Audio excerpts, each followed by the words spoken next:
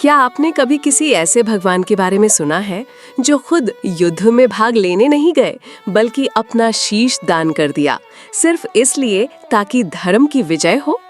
क्या आपने कभी किसी ऐसे देवता की पूजा की है जो कहता है, तू हार भी गया तो क्या हुआ, मैं हूं ना तेरा सहारा बनके? जी हाँ, हम बात कर रहे हैं खाटू वाले श्याम बाबा की। आज है वो पावन दिन जब कलयुग के साक्षात भगवान ने इस धरती पर जन्म लिया। श्याम जन्म 11। हर साल लाखों लोग इस दिन व्रत रखते हैं, पूजा करते हैं और अपनी तकलीफें उनके चरणों में रखाते हैं, क्योंकि ये दिन है हारे हुए दिलों के सहारे का जन्मदिन। जय श्री श्याम। मित्रों, आज हम हमारे बाबा श्याम के एक भक्त राजेश की कहानी सुनाने जा रहे हैं, जिसके ऊपर बाबा ने अपनी कृपा बनाई थी। तो चलिए शुरू करते हैं। उसकी आंखों में आंसू थे, मन में एक ही सवाल, बाबा मैं टूट रहा हूँ, क्या तुम सुन रहे हो? ये कहानी है राजेश की, एक आम इंसान लेकिन श्याम का सच्चा भक्त। और आज है वो दिन जिस दिन बाबा श्याम खुद इस धरती पर अवतरित हुए थे। खाटू श्याम जन्म 11। राजेश का जीवन संघर्षों से भरा था। नौकरी चली गई, बच्ची बीमार थी और घर में कलह। लेकिन एक दिन उसने सुना, 11 के दिन खाटू श्याम जी की सच्चे मन से पूजा करने से बाबा हर संकट हर लेते हैं। राजेश ने निश्चय किया, इस बार श्याम जन्म 11 पर मैं व्रत भी रखूंगा और पूजा भी करूंगा।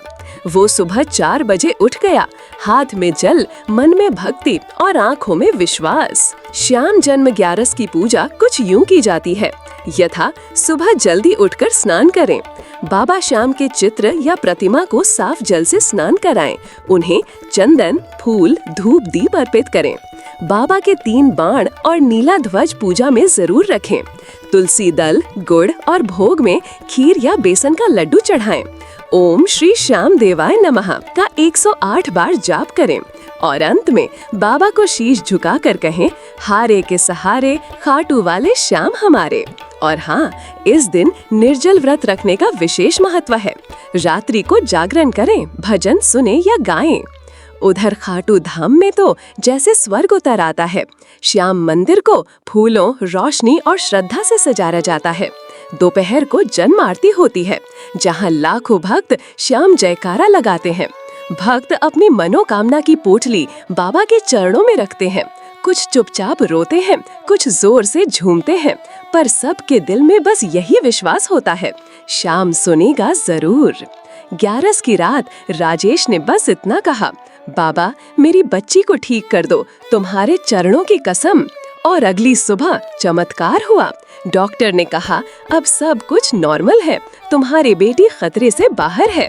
राजेश की आंखों में आंसू थे, पर इस बार दर्द के नहीं, शुक्रिया के। उसने हाथ जोड़े और कहा, शुक्रिया बाबा, मुझे फिर से जीने की। श्याम जन्म 11 सिर्फ एक पर्व नहीं है, ये विश्वास है, त्याग है, समर्पण है। बाबा श्याम ने अपना शीश दान कर दिया था और बदले में हमें दिया एक ऐसा भगवान जो हारे हुए का सहारा है, जो नाम मात्र से हर दुख हरता है, जो कहता है भरोसा रख, सब अच्छा होगा।